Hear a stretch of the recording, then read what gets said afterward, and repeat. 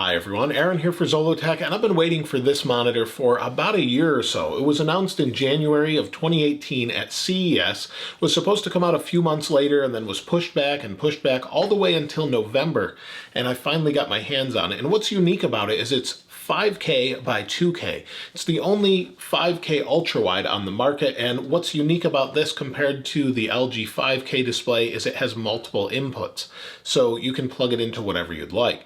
Now currently I have it plugged into a 2018 MacBook Pro, which goes through an eGPU and then to the display itself. I also have it plugged into a Windows PC, and we'll talk more about that in a moment. Now this monitor is aimed mostly for people that do video or photography, since it's about $1,400 or so, depending on when you're watching this. So it's not cheap at all, and it is at 60 Hertz, so it's not meant for gaming as well. So let's take a look at what comes in the box, how it goes together, what sorts of options it has, and how it works with different Macs. This is the box it comes in. It's 34WK95U. It's a 34-inch ultra-wide display. And we've got a Thunderbolt 3 cable included, along with USB Type-A.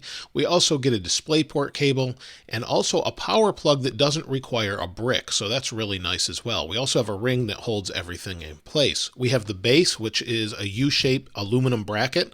And then on the back, we have our Thunderbolt 3 DisplayPort, 2 HDMI, headphone jack, USB Type-B, USB-A, VESA mount, and where our power adapter goes. Now what we can do is put this together. We'll put the VESA mount or stand in place, click it in place, and then what we need to do is put the bottom on where it screws together. So we put that in place and it just screws together really simply, and it does feel fairly sturdy. You see, we'll just screw this in place here, and then once it's in place, we're good to go. We can stand it up and use it. So once it's on, we have a bunch of menu options. You just push this little nub on the bottom that moves around. And then if we go to all the settings, you'll see on the right what we get is a bunch of settings for brightness. We've got different input settings along with picture modes and just general overall settings or options. Now if we go to the quick settings, we've got brightness. It does go pretty bright.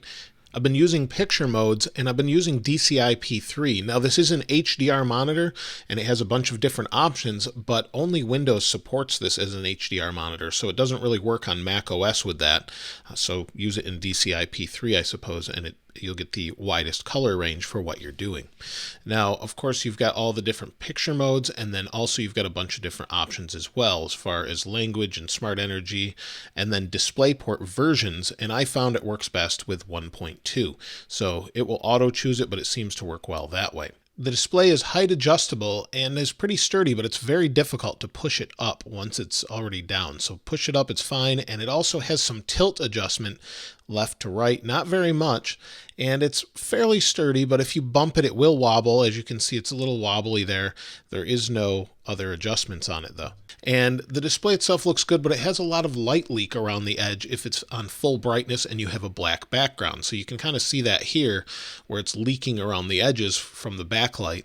And while it doesn't look bad as long as it's at normal brightness and you don't have a black background, it is noticeable, more noticeable on the camera than it is with the human eye. But overall, the display looks nice and crisp and clear. You can't see the pixels as long as you're not right up next to it.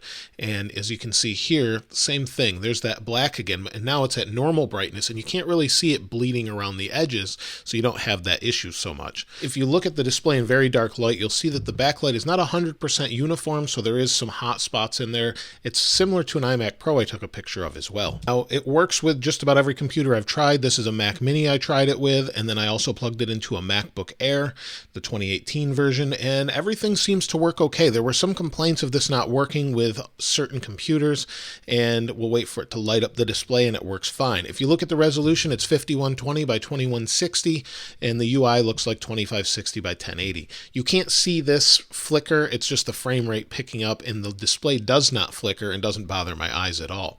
Now, if we look at the display plugged into something else, such as a 2016 MacBook Pro, it works fine as well. And then also a Windows computer I plugged it into, and it works just as well. Also it works in HDR, so it looks a little bit better on the Windows side. But if you're going to use it for gaming, you're probably not going to be able to push it at 5120 by 2160. And also keep in mind that this display is only 60 hertz. So if you need that faster refresh rate, such as 144 hertz or anything like that, you may want to consider a different display. Now, there's one major issue if you have a 2018 MacBook Pro. This includes the mid-2018 and the new Vega MacBook Pro. It doesn't work properly with this display until the next update comes out, which supposedly fixes it. Now, that update could be out by the time you're watching this and the problem's not existent, but I'm using it through an eGPU and then from DisplayPort to the actual display, and it works just fine. If you're using it directly from Thunderbolt to the monitor, it may not work for you, depending on if they've patched it or not at this time. So that's it for LG's 5K Ultrawide. Now, I wouldn't recommend this for gamers since you're going to want to probably scale it down in resolution to get the faster frame rate that you want.